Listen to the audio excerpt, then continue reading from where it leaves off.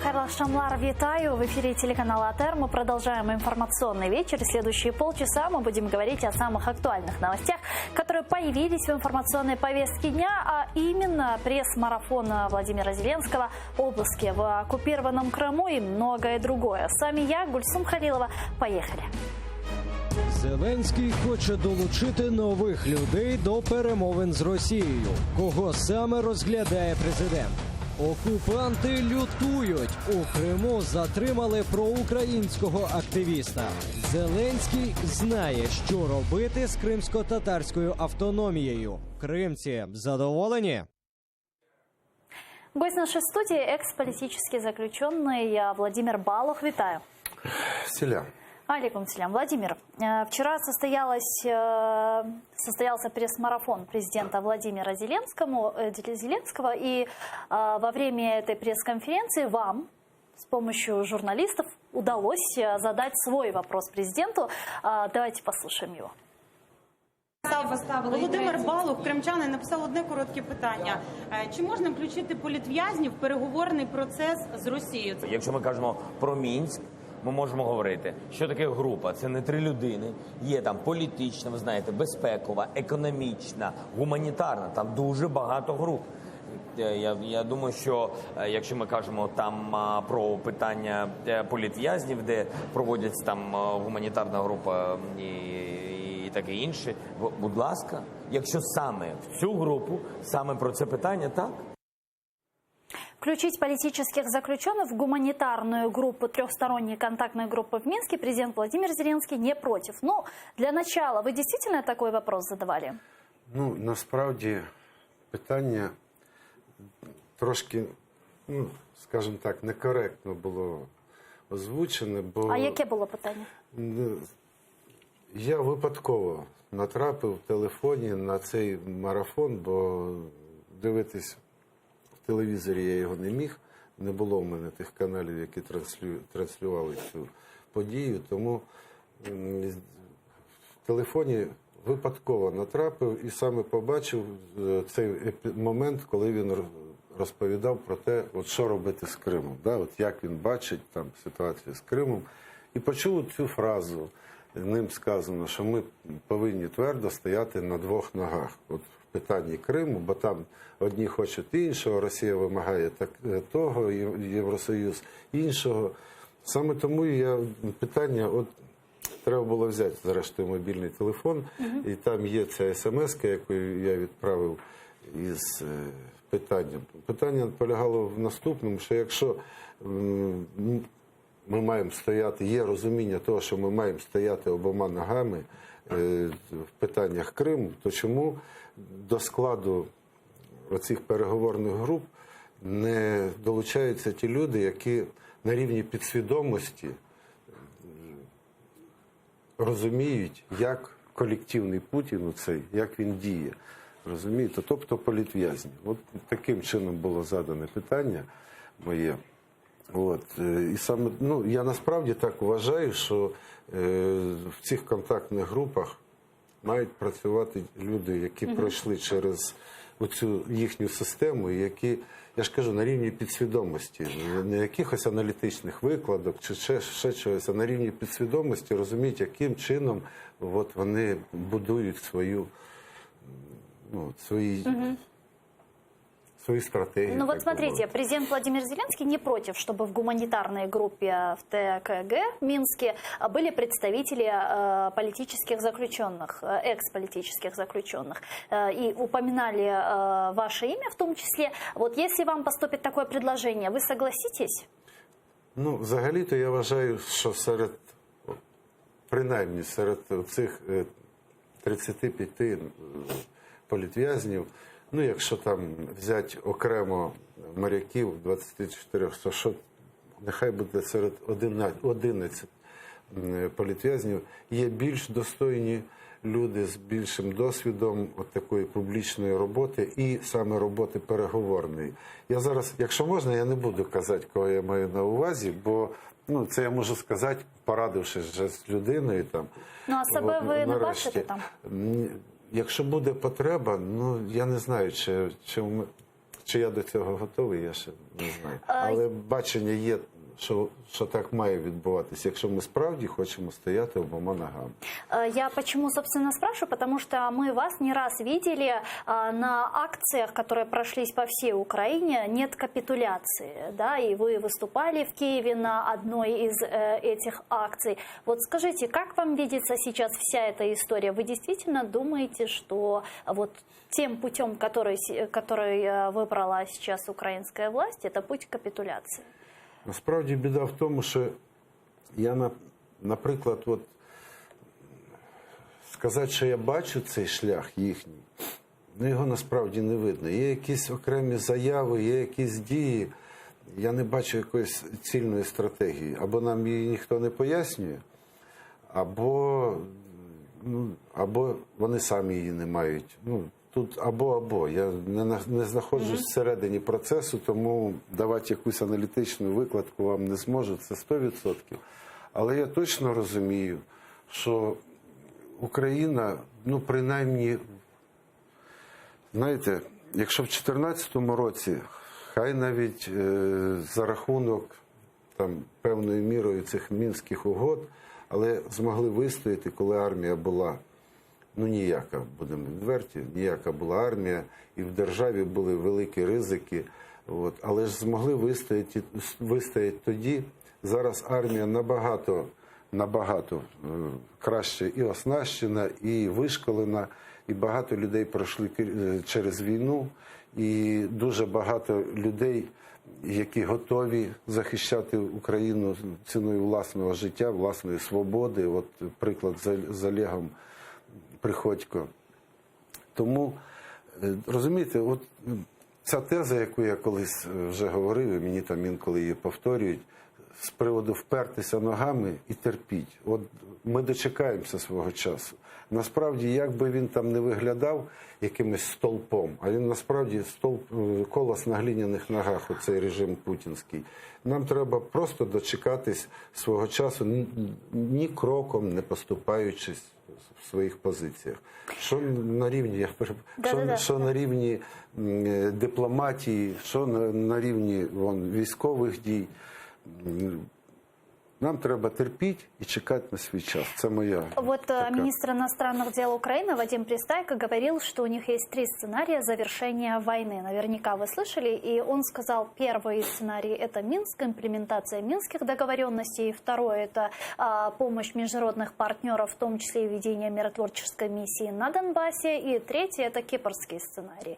Вот какой из этих сценариев, по-вашему, наиболее приемлем? И вообще, какой из них наиболее реальный? Или же, возможно, вас не устраивает ни один из этих сценаріїв? Ну, мене влаштував український, не кіпрський, а от справді український сценарій мене влаштував.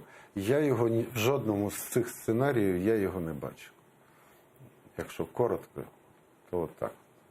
Вы выше отметили Олега Приходько, и я все-таки хотела подробнее остановиться на этой теме, потому что действительно в Крыму арестовали активиста Олега Приходько. И как это происходило, рассказала его супруга Любовь. Давайте ее послушаем. Приехали ФСБ и забрали его для осмотра гаража. Ничего такого не предвещало, но, по-видимому, они просто подкинули, потому что там ничего не было. Никаких взрывчатых веществ. И забрали его. Что нашли? Шашка какая-то, это сегодня я уже узнала. Шашка с взрывателями какими-то, в общем, что-то, детонат, ну, в общем, что-то такое. Для взрыва типа городской администрации в Саках. А как себя вели? Ну, они просто культурно позвали и поехали. Но он не сопротивлялся. Ну, поехали, посмотрим, потому что не чувствовал за собой ничего. Президент Владимир Зеленский прокомментировал арест украинского активиста Олега Приходько, и вот что он сказал. Я дійсно разом з вами знав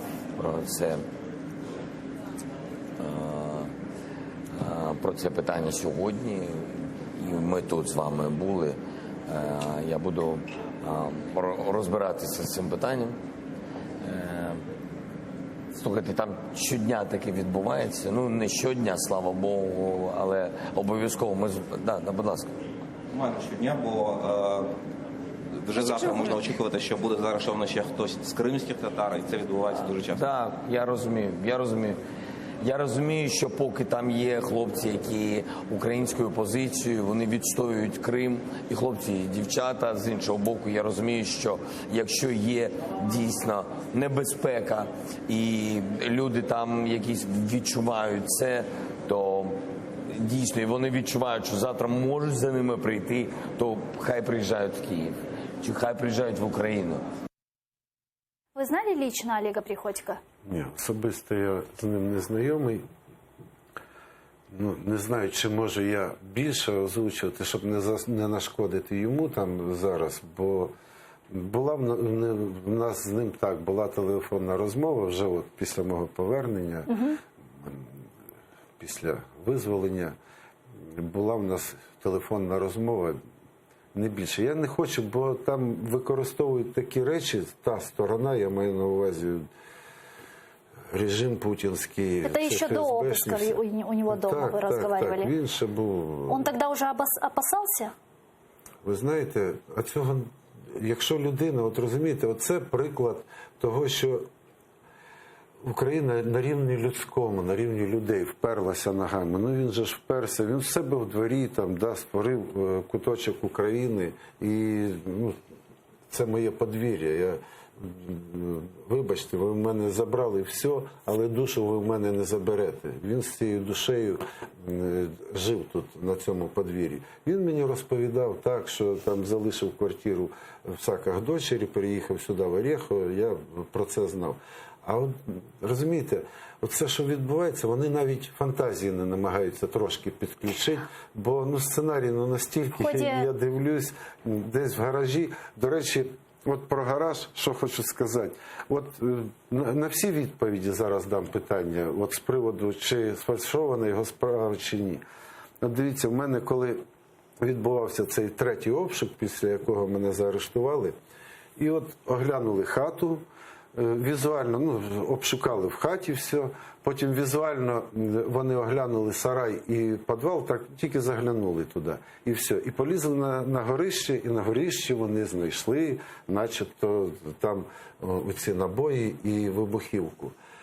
І все. Після цього обшук було завершено. Всі дії обшукові були припинені і більше нічого не обшукували. А лишався гараж. От там в гаражі, ну якщо ви знайшли набої, знайшли вибухівку, шукайте, з чого тоді, ну, логіка, да? Логічно, треба шукати зброю, з якої ці набої можна там використати. Запали до цієї вибухівки, чи як вони там, взривателі, до цієї. Шукай, от тут клондайк в гаражі. Заходь і шукай, там повно всякого залізячого, повно всякого там нужных, а еще больше ненужных вещей, как в фильме кажут. Ну вот Олег Приходько в ходе судебного заседания по избранию меры пресечения сказал следующее, цитирую. «Спектакль устроили, такой спектакль устраивали и с Сенцовым, и с Балухом. Пора менять тактику с подкидонами. Ранее меня вызывали в ФСБ из Забалтовой. Неугодный я стал. У меня прапор украинский нашли». И действительно, многие связывают Олега Приходько, обыски у него дома, с тем, что было у вас. Мол, одного отпустили, другого задержали. Ну так воно і є, обмінний фонд. Господи, пробачте, якщо це якось цинічно виглядає, але воно насправді так і є. Коли, розумієте, світ, от світовий політичний бомонд має зрозуміти одну річ, що світову безпеку можливо розбудувати лише на руїнах Кремля. Тому що ну, це найбільша терористична організація в світі. Ну, що це як не кіднепінг? От те, що ми тільки що подивились, це і те, що відбувалося з нами, от яких Україна домоглася визволення, з тими людьми, хто там перебувають зараз в полоні, що в Криму, що в Ростові. Я їхав сюди, дивився вашу передачу, от якраз за ростовських за Ростовський суд, от, виступи адвокатів. Суммарно почти 100 лет требуют оккупационные прокуроры. От, розумієте, це чистої води кіднепінг. Це як започаткували ще за Миколи II революціонери оцей терор. Потім на державному рівні красний терор, червоний терор вони влаштували. А зараз це гібридний терор. От те, що вони роблять, гібридна війна, гібридний терор, вони тероризують населення, вони ламають людські долі, вони роблять дітей сиротами. Розумієте, це...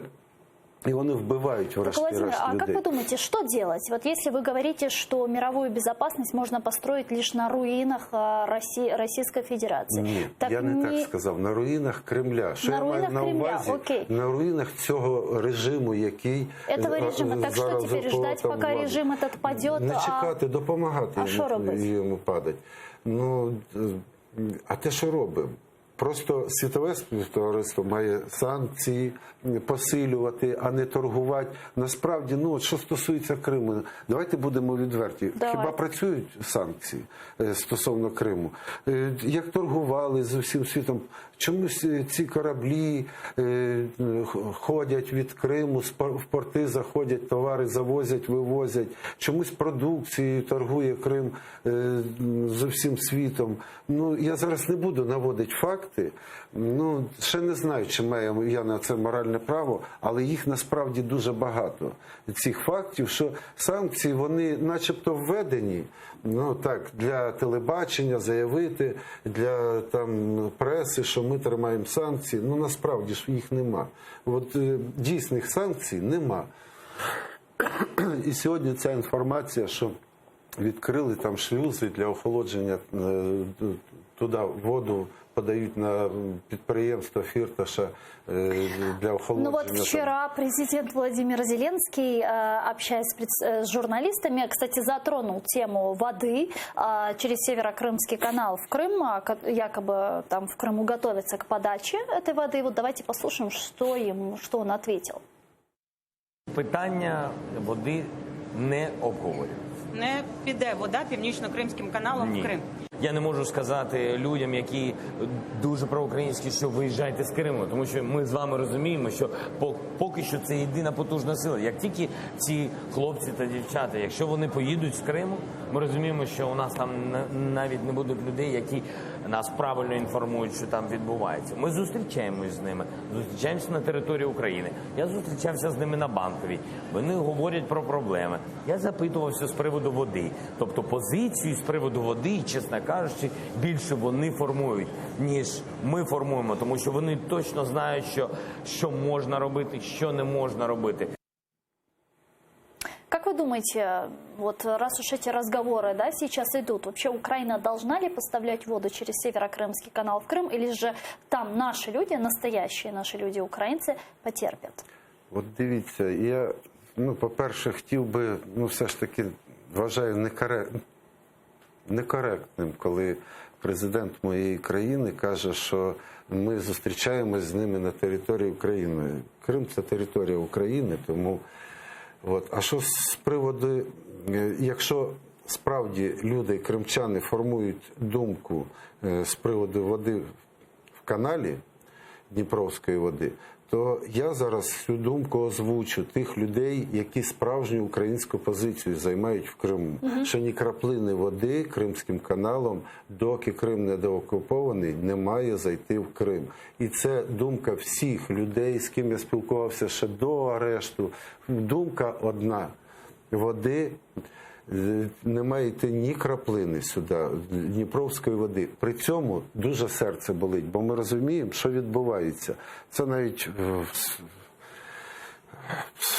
псалмі написано, що там, де живуть зрадники і грішники, де правлять зрадники і грішники, там земля перетворюється на солончаки. І ця загроза дійсно, це болить в серці, бо насправді є величезна загроза, і цей процес вже йде, що земля кримська потроху перетворюється на солончаки, тому що, я ж бачив це, коли вони каналом оцим Сєвєрокримським каналом в Перекопському районі набили скважин і качають воду, таку більш-менш ще пресну цю воду, і трубами заливають в канал, потім вона десь там іде. Ну, це, знаєте, дурному не скучно і самому, моя мама так каже. Ну, я не розумію взагалі, хто їх надоумив так робити, але я це бачив. Отако цілий ряд труб цих іде, лється в канал, потім там десь хтось бере, начебто, цю воду.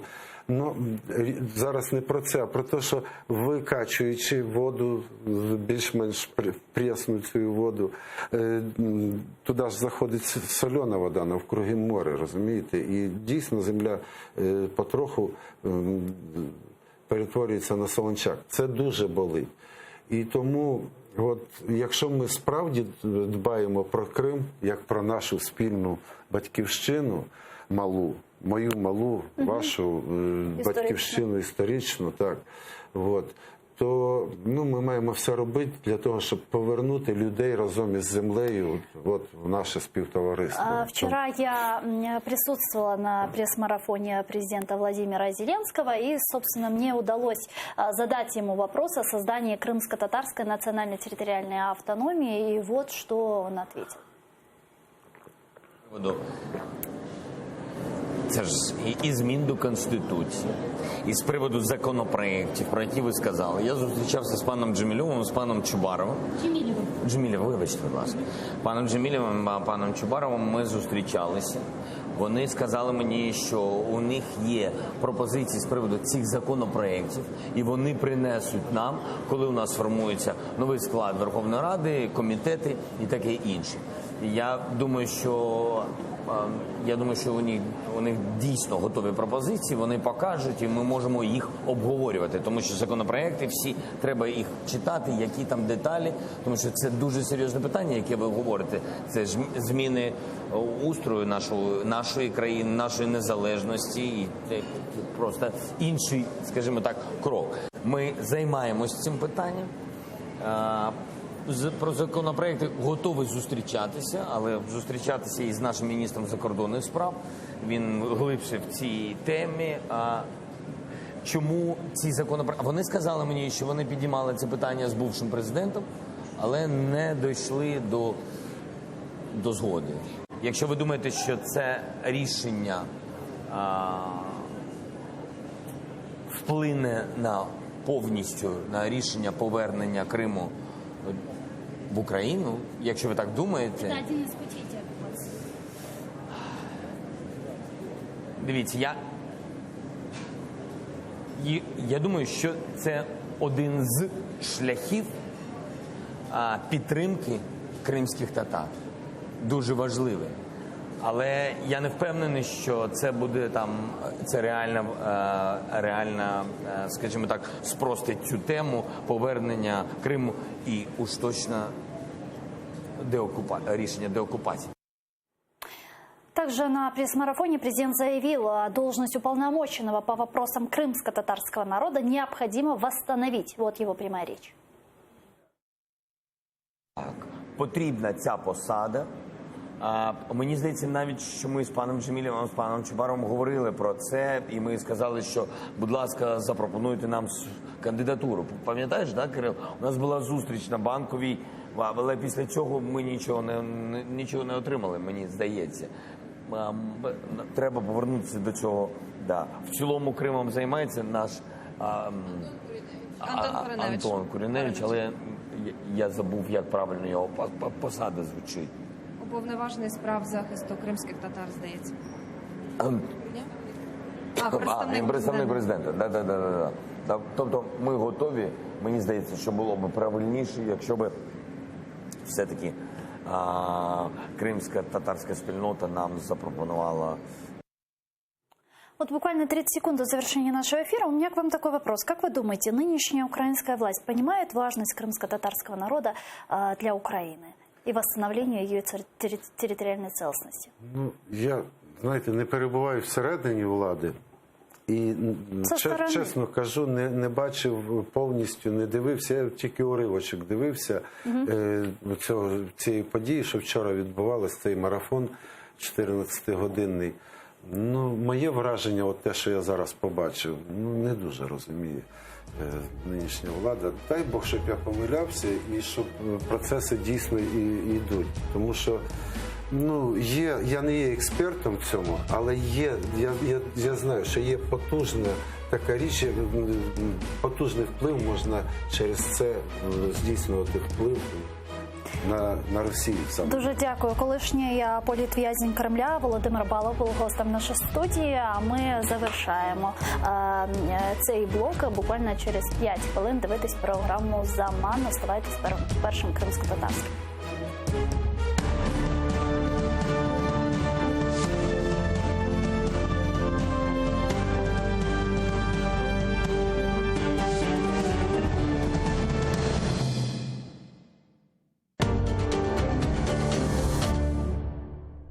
Сьогодні у Prime Ference.